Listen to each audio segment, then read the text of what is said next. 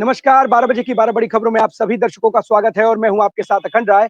और आप देख रहे हैं उत्तर प्रदेश का तेजी से बढ़ता हुआ digital platform IBC 24 Uttar Pradesh Uttarakhand. 12 बजे की महत्वपूर्ण खबरों की शुरुआत करते हैं। आपको बता दें, सबसे बड़ी खबर है वो राजधानी लखनऊ से है। यहाँ पर एक कारोबारी परिवार जो कि शोभित रस्तोगी हैं, उन्होंने अपनी पत्नी और एक बच्ची के साथ आत्महत्या कर ली है। ये तस्वीरें हम आपको दिखाते सीधे राजधानी लखनऊ से, जहां पर एक कारोबारी ने कर्ज से परेशान होकर के अपने पत्नी और अपनी बच्ची के साथ हत्या कर ली है। उसने जहरीला पदार्थ खा लिया, जिसके बाद उन तीनों की मृत्यु हो गई है। वो तस्वीरें आपको राजधानी लखनऊ से दिखाते हैं।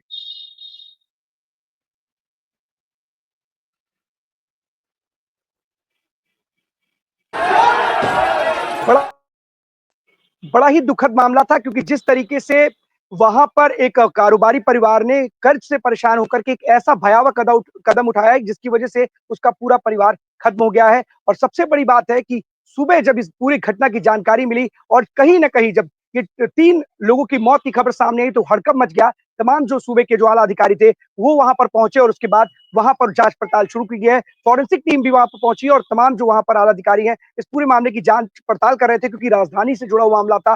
वीवीआईपी इलाका है पूरा का पूरा उत्तर प्रदेश राजधानी का। और ये जब चौक में इस तरह की घटना सामने आती है, तो अधिकारियों के हाथ पांव फूल जाते हैं। लेकिन वहां जो सुसाइड नोट मिला है, जो जानकारी मिल रही है, उसके हिसाब से ये पूरा घटनाक्रम है। वो जो कारोबारी परिवार ने कदम उठाया है, उसके पीछे कर्ज से परेशान होने की बात सामने आ रही है। एक और खबर आपको बता दें, जो प्रयागराज से, जहां पर प्रयागराज में भीम आदमी पार्टी के जो आजाद समाज पार्टी के जो कार्यकर्ता है, उन्होंने बवाल किया अपने नेता के गिरफ्तारी, क्योंकि अफवाह ऐसी फैल गई थी कि जो नगीना सांसद हैं और आजाद समाज पार्टी के अध्यक्ष हैं, वो वहां पर पहुंचे थे और उनको नजरबंद कर लिया गया। जब इस बात की खबर उनके समर्थकों तक पहुंचती है, तो उसके बाद वहां पर आक्रोश फैल जाता है और उसके बाद जो वहां पर जो उनके समर्थक थे, जो लोग थे, वो उत्पात मचाते हैं, बवाल मचाते हैं और पुलिस की गाड़ियों पर ना सिर्फ पथराव करते हैं, बल्कि आग भी लगा देते हैं। वो तस्वीरें सीधे हम आपको प्रयागराज से दिखाते हैं।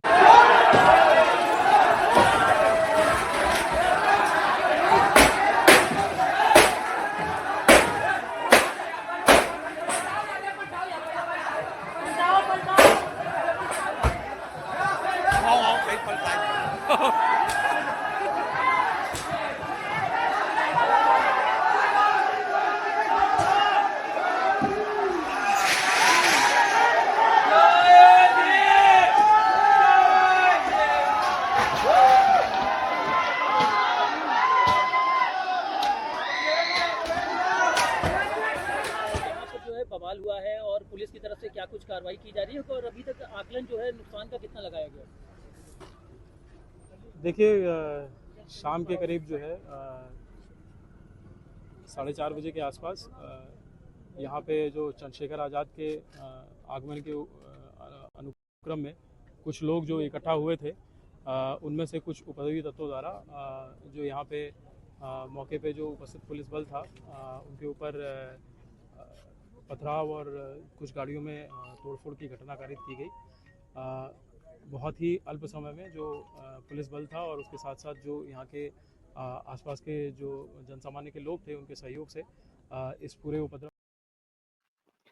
तो ये सुन रहे थे आप किस तरीके से पुलिस बयान कर रही है। लेकिन सबसे बड़ी बात है कि इस पूरे मामले पर जो आजाद पार्टी के अध्यक्ष है और नगीना सांसद है चंद्रशेखर आजाद, उन्होंने कहा है कि मैं वहां पर एक दलित परिवार से मिलने जा रहा था, जिसकी 13 अप्रैल को हत्या कर दी जाती है।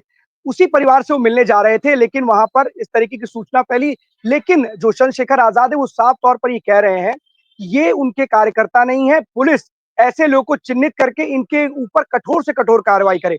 वहीं पुलिस ने भी करीब 400 लोगों के खिलाफ मामला दर्ज कर लिया है, अज्ञात भी उसमें, और चिन्हित करके इनके खिलाफ कार्रवाई करने के लिए ठोस कदम भी उठा रही है। और एक और बात जो निकल करके सामने आ रही है कि इन दंगाइयों से ही जो भी हानि हुई है, इसकी वसूली की जाएगी। तो कहीं ना कहीं अब पार्टी ने भी किनारा कर लिया है। उन्होंने बोला है कि मेरे समर्थक ऐसे हो ही नहीं सकते।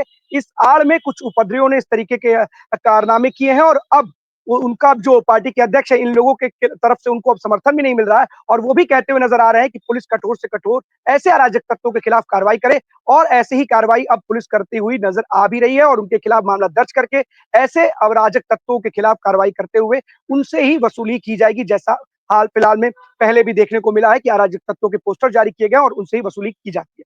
अब चलते अपने सभी सहयोगियों के पास। हमारे साथी हमारे साथ जुड़े हुए हैं। इंद्रवीर हमारे साथ जुड़े हुए हैं रायबरेली से।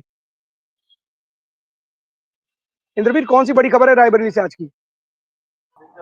अखंड, हमारे पास एक तस्वीर है, वो तस्वीर पहले मैं आपको दिखाना चाहूंगा और मैं अपने इनपुट से कहूंगा कि एक बार वो तस्वीर देख लें, उसके बाद मैं आपको विस्तार में बताऊं, क्योंकि हम इस पे आपके साथ लाइव में कई बार इस पे डिस्कस कर चुके हैं, लेकिन पूर्ण विराम लगता नजर नहीं आता, चाहे वो रायबरेली का पुलिस प्रशासन हो या फिर रायबरेली का जो और प्रशासनिक अधिकारी होते हैं उनकी तरफ से भी।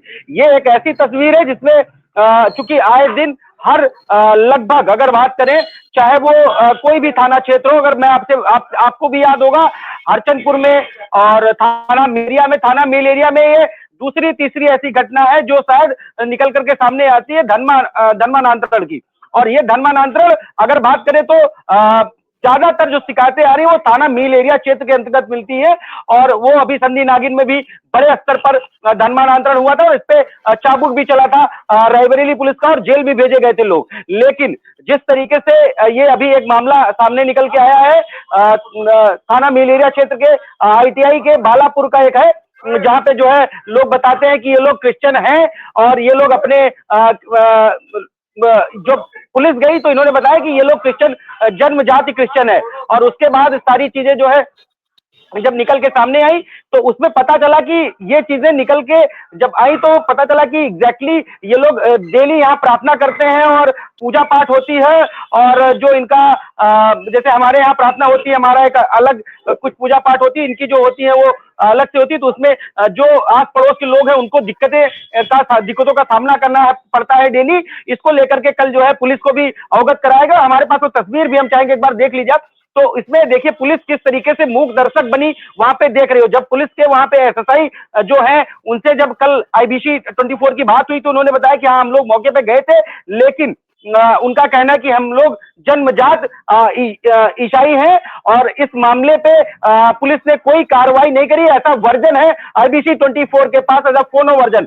जो SSI है उन्होंने सीधे सीधे कहा इसमें कोई गिरफ्तारी नहीं हुई है, ना किसी को लेके आया गया थाने में, ना ही कुछ हुआ है। इतने बड़े रैकेट का अगर भांडा फूटा था तो SSI या जो SHO है उस थाने के, उनको वहां से कुछ लोगों को लेकर के बातचीत करके दोनों पक्षों को बात करनी चाहिए थी। जिसने शिकायत करता है उसमें विश्व हिंदू परिषद के जो यहाँ के कार्यकर्ता है वो भी उनका भी बयान है, और उन्होंने भी कहा कि ऐसे कई मामले रायबरेली में निकल के सामने आए जिसपे जो है लगातार हम लोग आवाज उठाते हैं, विश्व हिंदू परिषद हो या और भी हिंदू संगठन हो, लेकिन पूर्णतः इस पे पूर्ण विराम लगता नजर नहीं आ रहा। खंड जी इंद्रवीर, अगर इस तरीके से लगातार धर्मांतरण के कार्यक्रम या कहें कि इसको आगे बढ़ाया जा रहा है और लगातार इस तरीके को लेकर के CM योगी भी कहीं ना कहीं तटस्थ नजर आते हैं और एक्शन लेने की बात करते रहे, लेकिन उसके बावजूद अगर रायबरेली में ही, क्योंकि आपने पहले भी खबरें दिखाई हैं, और अगर इस तरीके से चलता चला जा रहा है तो क्यों नहीं सवाल खड़े होंगे, सवाल जरूर खड़े होंगे, क्यों नहीं इसे रोका जा रहा है? जो लोग भी इसमें संलिप्त हैं उनके खिलाफ क्यों नहीं कठोर कार्रवाई की जा रही? किस तरीके के कार्यक्रम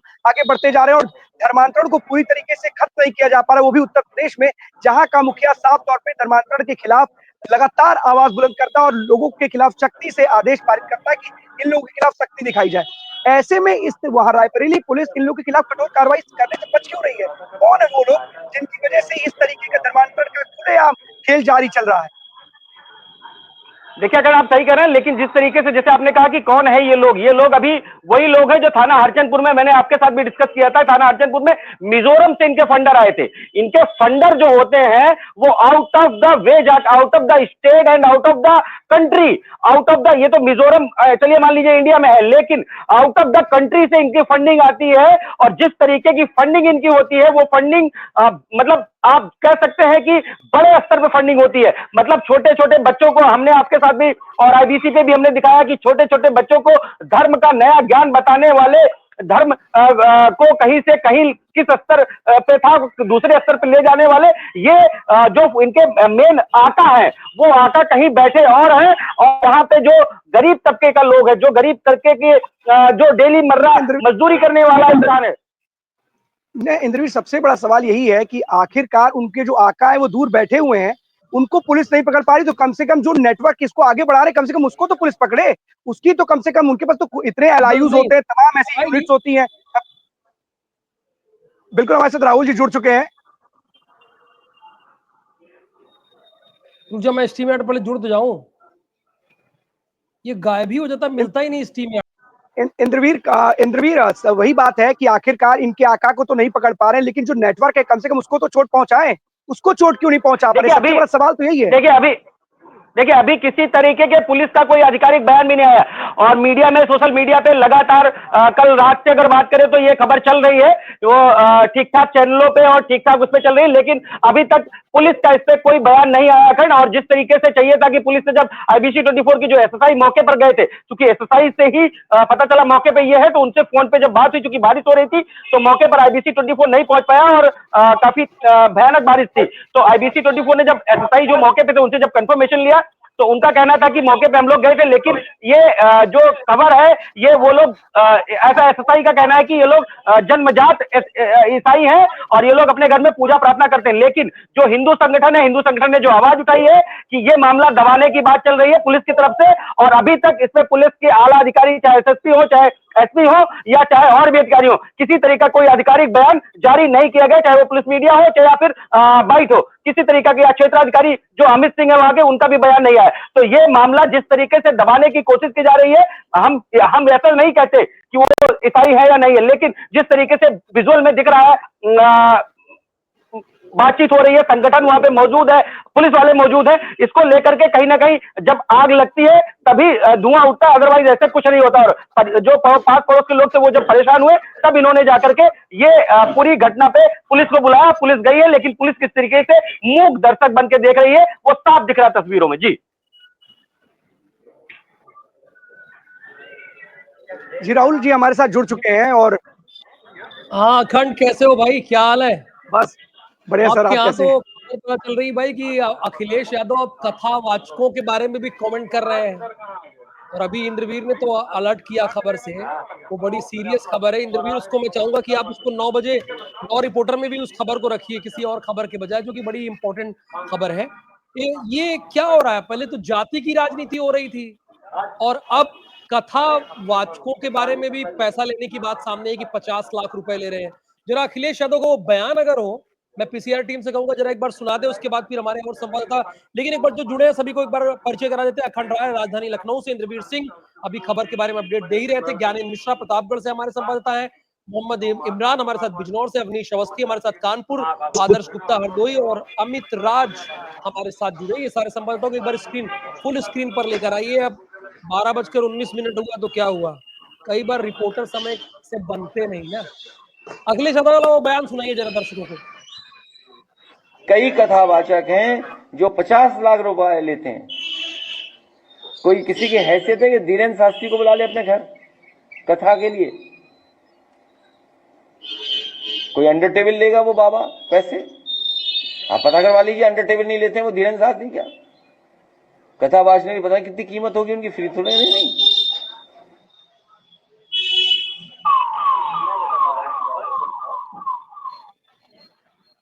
अंडर टेबल की बात इसमें साफ तौर पर सामने आ रही है। अखंड, इस खबर के बारे में आपसे जानकारी चाहूंगा। देखिए राहुल, जातिगत और कहीं ना कहीं जगह PDA में जो P है, D है और A है, ये साफ तौर पर इंगित करता है कि पिछड़ा, दलित और अल्पसंख्यक। भले अगड़ा और अल्पसंख्यक में कंफ्यूजन कहते हैं कि अगड़ा भी है इसमें, लेकिन अगड़ा जैसी कोई व्यवस्था यहाँ पर है नहीं। यही कारण है कि लगातार अखिलेश यादव प्रभुत्ववादी, वर्चस्ववादी शब्द का इस्तेमाल भी करते हैं। दूसरी तरफ ये अंडर द टेबल की बात कर रहे हैं, कथावाचकों की बात कर रहे हैं। फीस कोई क्या लेता है? कई सारे, अगर आप राहुल देखेंगे तो कई सारे डॉक्टरों की फीस अलग है। कई ऐसे डॉक्टर से कि कई महीनों बाद उनका अपॉइंटमेंट आता है, तो क्या कहेंगे, क्या मतलब वहां पर आम नागरिक जाकर के इलाज नहीं करवा सकता? सबके अपने अपने दायरे हैं, सबके अपना दायित्व है। लेकिन एक सबसे बड़ी बात है कि देखिए किस तरीके से जाति को लड़ाने का काम किया जाता है, लेकिन दूसरी तरफ वहीं पर हाथा की बात की जाती है। हाथा किससे कनेक्टेड है, सारा का सारा पूरा प्रदेश जानता है। वहीं पर एक जब ये पूरी घटनाक्रम चल रहा था और जब समाजवादी पार्टी के जो नेता है, जो कार्यकर्ता है, या कहें कि जो वहां की जो सोच विचारक और कहते प्रभुत्ववादी वहां की जो टीम है, वो उसने बोला कि बहुत बड़ा डैमेज हो सकता है, जो ब्राह्मण समाज हमसे जुड़ा हुआ है वो खिसक सकता है। तो कहीं ना कहीं इस डैमेज कंट्रोल के चक्कर में जो समाजवादी पार्टी के जो लीडर हैं, वो कहीं ना कहीं ब्राह्मणों के घर पर, दरवाजे पर संतोष पांडे के यहाँ भी गए थे, चाय पर चर्चा की थी, और कल शुभांशु शुक्ला के भी घर पर गए थे परिवार समेत। वो तस्वीरें भी दिखाई थी IBC 24 ने अपने दर्शकों को। लेकिन एक तरफ ये कहना कि वर्चस्ववादी, प्रभुत्ववादी, दूसरी तरफ जाकर के हाथा की बात करना, और जो समाजवादी पार्टी के जो दूसरे ब्राह्मण नेता है, क्योंकि गोरखपुर में भी आपने राहुल देखा था किस तरीके से माता प्रसाद पांडे का जब बीजेपी के कार्यकर्ता और वहां के व्यापारियों ने विरोध किया था, तो उन्होंने बोला था कि हाथा नहीं भाता है। और कहीं ना कहीं ब्राह्मणों का सम्मान नहीं है। लेकिन जिस तरीके से इस खबर के बाद जो इटावा में घटी और ब्राह्मण संगठन जो है वो लगातार अब एकजुट होकर के वो भी आवाज बुलंद कर रहा है, तो कहीं ना कहीं समाजवादी पार्टी को भी लग रहा है कि डैमेज कंट्रोल। लेकिन पीडीए एक ऐसा नारा है जो मजबूरी है और इसको लेकर के ही आगे बढ़ने की तैयारी चल रही है, और यही कारण है कि समाजवादी पार्टी के मुखिया लगातार इस तरीके की बातें करते हुए नजर आ रहे। राहुल, ठीक है, धन्यवाद आपका अखंड राय इस पूरी जानकारी के लिए, और हमारे साथ बने रहिए। आज आपने मोर्चा संभाला था, हमारे संवाददाता मोर्चा संभालने में ही यकीन रखते हैं और अच्छी बात है। ज्ञानेंद्र, प्रतापगढ़ से आज की बड़ी खबर कौन, जरा संक्षेप में बताइएगा। 2 खबर लेकर आप आ जाते हैं, लेकिन आज प्रतापगढ़ की एक खबर चलेगी स्क्रीन पर।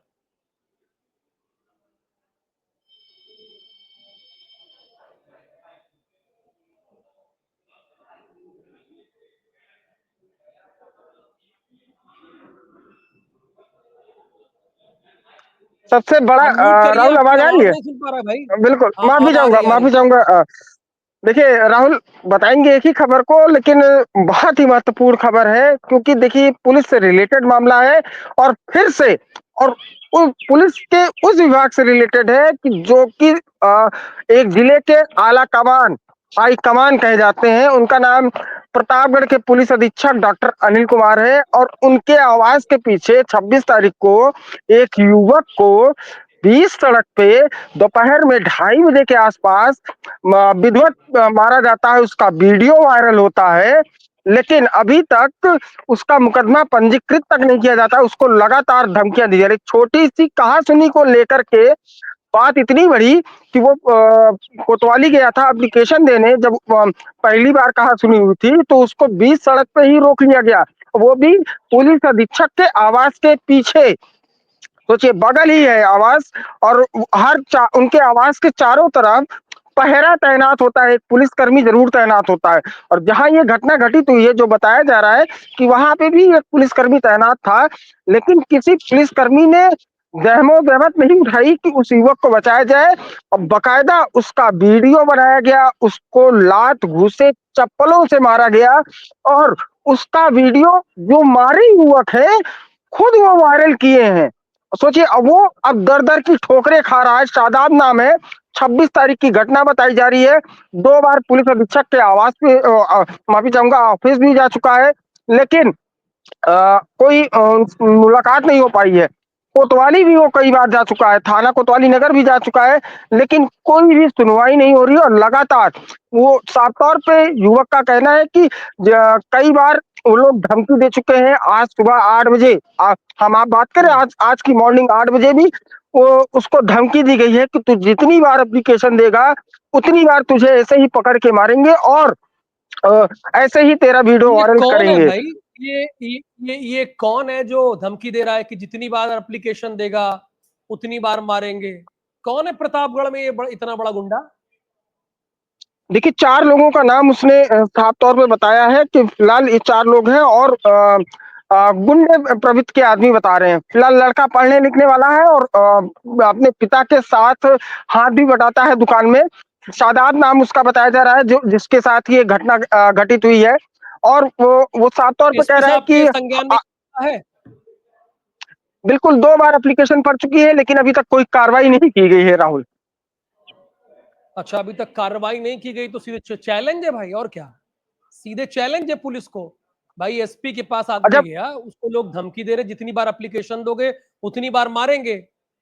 तो कप्तान महोदय को सोचना चाहिए ना कि इस मामले में वो क्या करेंगे। उनकी पब्लिक को बिल्कुल धमकी दी जा रही, एप्लीकेशन देने से रोका जा रहा है। हाँ बताइए बिल्कुल राहुल, संक्षेप में, क्योंकि और भी हमारे बिल्कुल संवाददाता वेट कर रहे हैं। बिल्कुल राहुल, देखिए उसका वीडियो भी वायरल है, और आज की डेट में तो वीडियो वायरल होना बहुत ही आम चीज हो जाती है। और वीडियो बकायदा उन चारों युवकों का है, एक युवक को पीटते हुए, और उसके पुलिस अधीक्षक के आवास के पीछे का मामला है। अगर ये जहां ये घटना घटित हुई है वहां की मैं बात करूं, तो वहां से पुलिस मात्र 50 अधीक्षक मीटर आवास, की। एक पुलिस अधीक्षक के आवास के पीछे ये हुआ है, और बिल्कुल उसके बाद 4 लोगों ने मारा पीटा है, और 4 लोगों ने कहा जितनी बार एप्लीकेशन दोगे उतनी बार और तुमको कूटेंगे। अब बिल्कुल कौन सी सुरक्षित जगह है भाई? एसपी ऑफिस के बगल में ऐसा हो जा रहा है 50 मीटर की दूरी पे, तो प्रतापगढ़ में और कौन सी जगह है? कहां चले जाएं? ये तो सवाल है ना, प्रतापगढ़ की जनता पूछ रही है। नहीं, बता दीजिए, अगर एसपी साहब के पास से मामला नहीं हल हो रहा है तो लोग जाए भैया राजा रघुराज प्रताप सिंह राजा भैया के पास कि सर हमें बचाइए, महाराज हमें बचाइए, विधायक भैया बचाइए। ऐसा नहीं होना चाहिए ना। तो लॉ एंड ऑर्डर अपने हाथ में लीजिए एसपी साहब, सीधी बात। Thank you so much Gyanendra अखंड, आपका भी बहुत धन्यवाद इस पूरी इंफॉर्मेशन के लिए। आदर्श हमें दिख रहे थे कुछ लोगों के साथ, कहां पे है आदर्श? और कुछ लोगों को आपने इकट्ठा कर रखा है, क्या खबर है आज की हरदोई की? राहुल जी, आज मैं बताना चाहूंगा, आज हम हरदोई के जो सदर तहसील में खड़े हैं। यहाँ पर कहीं ना कहीं पर अगर देखी जाए व्यवस्थाएं जो है राम भरोसे चल रही है। यहाँ पर जो लेखपाल हैं, अब हम आपको समय बता रहे हैं, 12:22 हो चुका है, लेकिन यहाँ पर अभी ना तो लेखपाल आए हुए हैं, ना यहाँ पर कोई तहसीलदार आए हैं, और ना यहाँ पर कानून को आए हुए हैं। कुछ तो आए हैं, लेकिन कुछ जो है घर में सो रहे हैं। लेकिन अगर हम दूसरी बात करें तो यहाँ एक दादा है हमारे जो सुरसा थाना क्षेत्र के अंदर रहते हैं, तो लेखपाल के द्वारा उनकी गलत रिपोर्ट लगा दी गई थी, करीब 6 महीने हो गया। उसको सही कराने के लिए वो वहाँ पर दौड़ रहे हैं, लेकिन अभी तक वो लेखपाल महोदय घर पर सो रहे हैं। लेकिन यहाँ पर उनकी रिपोर्ट को अगर बात की जाए तो रिपोर्ट यहाँ पर अभी सही नहीं की गई। वो दादा से बात, दादा क्या है पूरा मामला, आइए जरा जी बताएं। क्या है पूरा मामला? हमारा में नंबर गलत हो गए हैं, नंबर तो यहाँ फैजी नाम से रहे हैं, नंबर सुखदेव सिंह 8 भाई नंदन के लड़के हैं, वो स्वयं हमारे नंबर पर फैजी नाम से रहे हुए हैं। एक बार से गलती हुई है, एक बार में ही हमें दिखाया है कि हमारे नाम नंबरों में गड़बड़ हो गया। नंबर मैं अभी से तोड़ रहा हूँ, कोई हमारी रिपोर्ट की सुनवाई नहीं हो रही है। और वैसे एक भाई साहब और खड़े हैं जो अभी समस्या को बताएंगे, बताएं। आप छोड़िए। मैं कैप्टन राममूर्ति सेना से सेवानिवृत्त हूँ। मैं बिल्कुल निष्पक्ष चीज बताता हूँ। अभी मैं तहसील में खड़ा हूँ, 12:30 बजने वाला है। न तो यहाँ पर लेखपाल हैं, वो घर में सो रहे हैं, खेत में सो रहे हैं। कानून को साहब से उनको पूछा तो बोला आएंगे, तो मैंने पूछा टाइम क्या है। अभी मैं खड़ा हूँ तो कानून को भी गुम है, न उनका मोबाइल काम कर रहा है, न प्रशासन सुन रहा है। दूसरी बात है, यहाँ पर जो हमारे एक दाखिल खारिज है, वो क्या आधा खेत बेचा था, पूरे का दाखिल खारिज कर दिया है। 1.5 साल से वो दौड़ रहे हैं, कोई सुन नहीं रहा उनकी बात को। आदर्श सुनिए, जी जी जी जी, एक वीडियो बनाइए, आप यहीं से वीडियो बनाइए और ये बकायदा टाइम डालिए कि 12:30 हो रहा है। ना तो तहसीलदार यहां पर पहुंचा है, ना कानून गो पहुंचा है, और ना लेखपाल पहुंचा है। इन लोग की समस्या को बाद में चलाइएगा, लेकिन ये पहले चलाइए ना। ये एसडीएम यहाँ का इतने ढीले क्यों है भाई? तहसीलदार, नायब तहसीलदार और कानून गो एक मिनट आदर्श, एक मिनट पहले पूरी बात सुनिए आप। ये पूरा वीडियो बनाइए इस तहसील का नाम लेते हुए, और टाइम दिखाइए, और नहीं आए ये बताइए, और इन लोगों से बात कीजिए, बाइट लीजिए आप इन लोगों की। और ये खबर प्राथमिकता के साथ मैं चलाऊंगा। मैं सावन को बोल दे रहा हूँ, सावन ये जो आदर्श की खबर आएगी भी इसको अच्छे से चलाइएगा। सोना खरीदने वालों के लिए एक अच्छी खबर आई है। आज ठीक है, थैंक यू सो मच। टूटकर 95 कारोबार कर रहा है। 2 मिनट का समय तो नहीं है, जल्दी बोलिए। की गिरावट आई। देखिए ये हमारे सामने एसडीएम की गाड़ी खड़ी हुई है। यहाँ एसडीएम महोदय जो है अपने रूम में बैठे समस्या सुन रहे हैं, और इसके पीछे अगर और हम दिखा सभी अधिकारियों की गाड़ी खड़ी हुई है, और सब पूरा लोकेशन दिखा रहे हैं आपको। तो यहाँ पर जो है एसडीएम महोदय तो खैर सुन रहे हैं, लेकिन देखभाल और कानून। अरे हेलो, सोना प्रति 10 ग्राम एसडीएम के कमरे में घुस जाइए ना। 8 रुपए, तो वहीं 24 एसडीएम के कमरे में लॉक करते हुए चलिए घुसिए। बोलिए कि सर आप तो बैठे हैं, उनसे विनम्रता से बात कीजिएगा। बोलिए कि सर आप तो बैठे हुए, लेकिन लेखपाल, तहसीलदार ये सब लोग नहीं आए हैं, बात कीजिए उनसे। वहीं आईटी हब और बात करेंगे राहुल सौमित्र जुड़े हैं। 305 रुपए, जबकि 24 नमस्कार कहिएगा उनसे मेरा। 94,424 रुपए बिक रहा है। इस तरह से चेन्नई में 22 कैरेट सोना 89,311 रुपए। सर एक मिनट जी सर, मैं इस समय सर एसडीएम ऑफिस में पहुंचूंगा। एसडीएम सर हमारे पास से बैठे। सर एक मिनट एसडीएम साहब को नमस्कार करिए। एसडीएम साहब को नमस्कार बोलिए कि हेड ऑफिस से राहुल सौमित्र हैं। सर हेड ऑफिसर राहुल सामूहिक जी आपसे बात जानकारी दे दें, अमेरिका और एसडीएम चीन के साहब, बीच थैंक यू व्यापारिक सो मच तनाव सर, में आप कमी हमारे और साथ जुड़े। कमजोर डॉलर के आप चलते बहुत ही सोमवार को ईमानदारी से अंतर्राष्ट्रीय काम कर बाजार रहे हैं, में बहुत ही सोने की कर्मठता कीमत के साथ में काम कर रहे हैं तेजी सर। दिखी। आप अपने हालांकि ऑफिस में बैठे स्पॉट हुए हो, गोल्ड पूरा काम देख रहे हैं, 0.3% लेकिन सर जो आपके नीचे के अधिकारी वो टाइम पे नहीं आ रहे हैं सर, ऐसा क्यों है? मैं देख रहा हूँ 7 से 8 लोग वो वेट कर रहे हैं, दरअसल लेखपाल शादियों का, के सीजन कानून में गो का। सोने की आप तो कीमतों बैठे में हुए हैं सर, तेजी आप से अधिकारी हैं, आप उछल देखने को प्लीज मिल उनको रहा बोलिए है। सर। देखिए जो व्यवस्था है तहसील में, वहीं तहसील में जो जानकारों का व्यवस्था है, कहना जो है क्षेत्रीय कर्मचारी हैं वो क्षेत्र में रहते हैं। के भाव में उतार चढ़ाव मंगलवार के को दौर तहसील में सभी हालांकि लेखपालों की उपस्थिति होती है, जो तहसील में उपस्थित होकर के जो भी समस्याएं होती हैं उनको समाधान तहसील में करते हैं। बाकी सप्ताह के अन्य दिवसों में लेखपाल क्षेत्र पे रहते हैं, वो क्षेत्र में रहते हैं और अपना जो दैनिक कार्य है, जो शासन के निर्देश है या जो जनता की शिकायतें हैं, उनका निस्तारण क्षेत्र पर रहकर करते हैं। मंगलवार को सभी लेखपाल कानूनगो उपस्थित यहाँ रहते हैं और लोग जो तहसील आते हैं उनकी सुनवाई करते हैं। शासन के निर्देश 10 से 12 बजे तक जन सुनवाई करने का मेरे लिए है, उच्च अधिकारियों के लिए है, तो हम लोग लगातार 10 से 12 बैठ करके जन सुनवाई करते हैं। अभी आप समय देखेंगे तो 12:30 बज रहा है और अभी भी करीब 50 से 60 शिकायतकर्ता हमारे सामने हैं, जिनको मैं बैठकर गंभीरतापूर्वक सुन रहा हूँ और अपने जो मेरे काम करने वाले कर्मचारी हैं उनको, अधीनस्थों को, उनको निर्देशित भी कर रहा हूँ। सर हमारे सामने सुरक्षा थाना क्षेत्र के दिखाई हुई है। हाँ। ये 6 महीने से लेखपाल नहीं। गलत रिपोर्ट लगाई है और अभी तक उसका लेखपाल नहीं समझ क्या कहेंगे? लेखपाल क्षेत्र में है, मेरे संज्ञान में मामला अभी आया नहीं है, मेरे सामने खड़े हैं, मुझे शिकायत दे दें अपनी, करना, लॉकर उसका एक्सेस निराकरण करना मैं 2 या दिवस के अंदर कराऊंगा। तो एक खबर आपके लिए ठीक है, एसडीएम साहब ने आश्वासन दिया। देखिए जुलाई अच्छी बात है, 2025 में अगर भी ऐसे कई अधिकारी होंगे हर तो महीने की देश तरह बहुत आगे जुलाई तेजी से बढ़ेगा। 2025 में लेकिन भी कई दिन भाई बैंक अब बंद एसडीएम साहब ने ये भी बोला कि कुछ मंगलवार को छुट्टियां रहेंगे वो, उनको बोलिए कि छुट्टियां मंगलवार वीकेंड को, और की अभी हैं, जो जबकि बोले हैं कुछ एसडीएम अलग साहब दिए राज्यों थे। में होने कि वाले हमको कागज कार्यक्रम पहुंचा दे दीजिए। दे, मैं थैंक यू बता सो मच देना एसडीएम चाहिए। साहब हमारे साथ जुड़ने के लिए, लेनदेन की बहुत शुक्रिया, धन्यवाद। शुक्रिया। में कि जुलाई में कब तक बैंक बंद रहेंगे।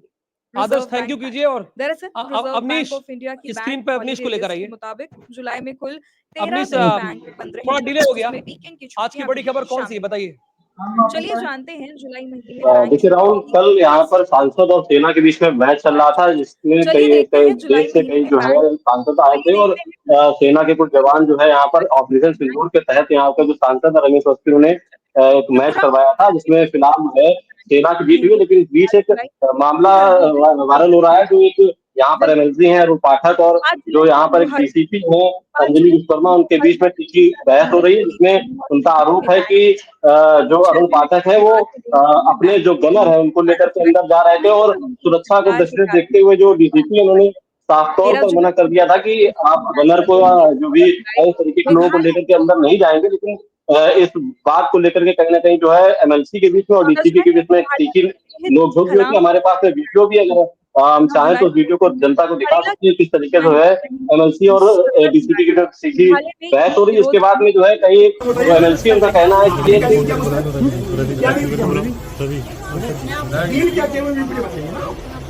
डील किया, क्या डील किया, दूर स्टॉकिंग मत करिए मैम, क्या डील किया, तो जवाब देने की स्थिति नहीं आपकी, ये मत करिएगा दोबारा। डील किया, डील क्या किया है वो, मैं क्या डील क्या। सिक्किम में ग्रुप हाँ वो चला दिया, तरीके से आप वीडियो देख चल रहे गया हैं एमएलसी और डीएसपी का। हाँ ये एमएलसी है और इनका कहना है कि एक जिस तरीके से डीएसपी है वो कह रही है कि हमने जो है डील एमएलसी से कर ली है, तो उससे कहीं ना कहीं जो एमएलसी वो भड़क गए और ये वीडियोस लगातार सोशल मीडिया पे वही काफी एमएलसी है तेजी से क्या वायरल हो रहे हैं। जिन्होंने पत्र लिखा था? जी बिल्कुल बिल्कुल बिल्कुल बिल्कुल अच्छा, बिल्कुल, ये वही एमएलसी है क्या जिन्होंने चाहते हैं? डीएम के खिलाफ क्यों बहस कर रहे हैं? इनकी बहस ये उस कार्यक्रम के दौरान पे अपने गनर को अंदर ले जाना चाहते थे और जो पुलिस अधिकारी है उन्होंने साफ साफ मना कर दिया कि यहाँ पर सुरक्षा के दृष्टि से देखते हुए जो है आप जो है जो गनर है उसको अंदर नहीं ले जा सकते। इसके बीच इस चीज को लेकर के आपस में लोगों की बहस हो गई और ये बहस लगातार बढ़ती गई। जब महापौर मौके पर आई, महापौर ने दोनों को समझा, उसके बाद में कहीं ना कहीं ये मामला मिला के बात मैं समझ गया, भौकाल वाला मामला है ना, भौकाल बनाना है। सत्तारूढ़ दल के एमएलसी है तो भौकाल बनाना है। अरे भाई वो जो अधिकारी कह रहा था उसकी बात सुन लीजिए ना, क्या जरूरी है गनर को अंदर ले जाने की? कौन सी जान को खतरा है आपको ऑफिस के अंदर? दिखाना है रुतबा कि हम भारतीय जनता पार्टी के एमएलसी हैं। देश के प्रधानमंत्री नरेंद्र मोदी जो कहते हैं उसको सुनते नहीं है, वो वीआईपी कल्चर को खत्म करने की बात कहते हैं। योगी जी यही बोल रहे हैं और इनको भौकाल बनाना है, माहौल बनाना है, गनर लेके अंदर जाना है। अरे भाई आप जनप्रतिनिधि हैं, गनर लेके अंदर अगर पुलिस अधिकारी खुद ही रोक रहा है तो रुक जाइए ना, इसमें कौन सा रॉकेट साइंस है। थैंक यू सो मच, बहुत धन्यवाद हमारे साथ जुड़ने के लिए आपका। अवनीश अवस्थी, वो हमारे संवाददाता मोहम्मद इमरान है। इंद्रवीर आप फ्री हैं? इंद्रवीर आप फ्री हैं? मोहम्मद इमरान को ले आइए, जितेंद्र श्रीवास्तव को ले आइए और अमित, पहली बात तीनों को स्क्रीन पर लाइए। भाई बहुत क्षमा चाहेंगे आप लोगों से कि आपको बहुत वेट कराया, मैंने। मोहम्मद इमरान, क्या खबर है आपके जिले से? देखिए राहुल, मैं आपको बता दूं, बिजनौर में स्वास्थ्य विभाग जो है राम भरोसे चल रहा है। सबसे पहले तो मैं आपको बताना चाहूंगा कि कुछ दिन पहले डायलिसिस के मामले में एक मरीज की डायलिसिस चलते हुए लाइट भाग जाती है और उसके बाद उसकी मृत्यु हो जाती है।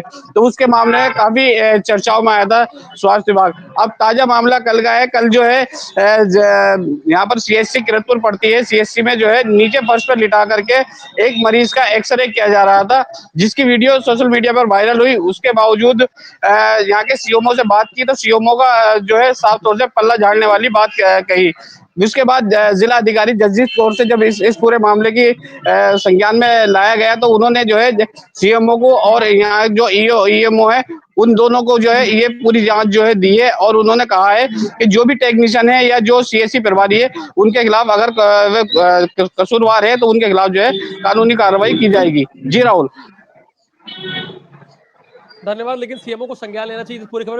अमित, बहुत देर कार पे बैठे हो, थोड़ा विलंब करा दिया, क्या खबर है आज की?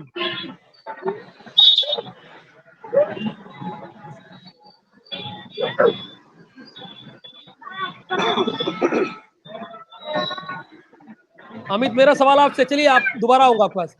जितेंद्र, बस्ती से क्या खबर आज की?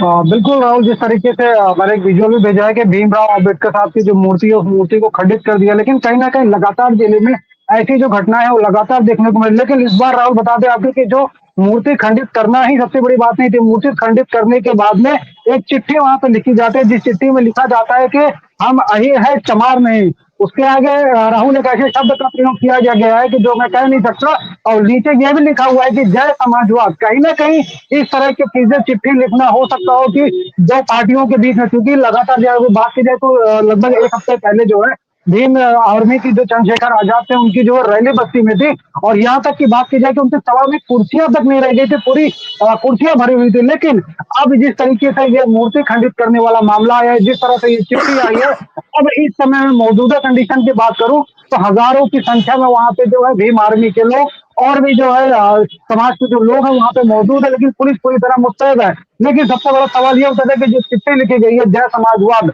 अब इसमें जांच होती है, किस तरीके से क्या कार्रवाई की जाएगी, कैसे इसमें पुलिस अपनी तरफ से क्या मोटिवेट करती है, राहुल ये सबसे बड़ा सवाल है। सही बात है भाई, आप जातिवाद की राजनीति करेंगे तो यही होगा। क्यों आपको लिखना पड़ रहा है कि हम यादव नहीं डॉट डॉट डॉट है? क्यों लिखना पड़ रहा है? क्यों इस तरह करना पड़ रहा है? जातिवादी राजनीति कम से कम नहीं होनी चाहिए, विकासवादी राजनीति कीजिए, मुद्दावादी राजनीति कीजिए। अमित, क्या खबर है आज आपके यहाँ से? जी राहुल, बिल्कुल बता दें कि स्वास्थ्य सेवा को लेकर यूपी सरकार ने भले ही पूरे यूपी के हर जिलों में मेडिकल कॉलेज तो बना दिए हैं, बल्कि आपको बता दें कि देवरिया में मेडिकल कॉलेज हाथी का दांत जैसे दिखावा बनकर रह गया है। सुविधाओं का अभाव है और प्राइवेट अस्पतालों में मरीज जाने के लिए विवश हो रहे हैं। बता दें कि जहां प्रदेश की योगी सरकार जनता को उचित सुविधा देने के लिए करोड़ों रुपए पाने की तरफ बढ़ा रही है, वहीं देवरिया जिला में जो मेडिकल कॉलेज बना है मरीजों को उचित इलाज नहीं मिल पा रहा है। गंभीर रोग के लिए मरीज आने पर रेफर की परंपरा बन चुकी है। इलाज नहीं मिलने से मरीज इधर उधर दलालों के चुंगल में फंस जा रहे हैं और प्राइवेट अस्पतालों में जाकर मोटी रकम देकर इलाज कराने के लिए विवश हो रहे हैं। बता दें कि वहीं रेड क्रॉस सोसाइटी के उप सभापति अखिलेंद्र शाही ने भी मेडिकल कॉलेज की व्यवस्था पर अपनी प्रतिक्रिया दी है। उन्होंने कहा है कि यहाँ गंभीर रोग के मरीजों को केवल रेफर करने का खेल चल रहा है, तो वहीं देवरिया के प्रमुख समाजसेवी और एक विद्यालय की प्रबंधक संगीता सिंह ने भी मेडिकल कॉलेज में उचित व्यवस्था सुविधा नहीं मिलने पर बात कही है। उन्होंने कहा है कि सरकार ने व्यवस्था तो की है बड़ी की, लेकिन जहां मरीजों को रेफर करने की परंपरा देवरिया के मेडिकल कॉलेज में चल रहा है, वहीं अनेकों विभाग में चिकित्सक नहीं होने से मरीजों को अन्य अस्पताल में जाने के लिए विवश होना पड़ रहा है। जी राहुल भाई, हॉस्पिटल खोला गया है, रेफरल हॉस्पिटल नहीं खोला गया है कि आप जब चाहे केस रेफर कर दें। भाई, देवरिया कोई छोटा मोटा जिला नहीं है, लेकिन इसके बावजूद इतनी बड़ी लापरवाही नहीं होनी चाहिए। इस तरफ सीएमओ को ध्यान देना चाहिए। Thank you so much Amit Rajpal, आपका भी, मोहम्मद इमरान आपका भी, और हमारे सभी संवाददाताओं का बहुत बहुत धन्यवाद 12 बजे 12 खबर में जुड़ने के लिए।